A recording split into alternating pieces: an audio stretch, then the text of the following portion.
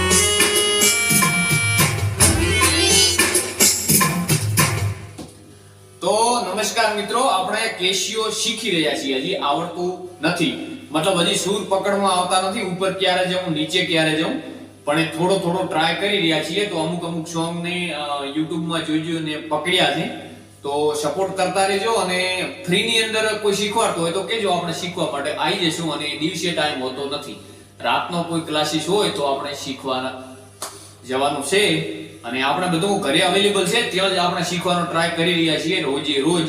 તો જોતા રહેજો અમારી ગુજ્જુ ગોટાળો ચેનલ. જય માતાજી.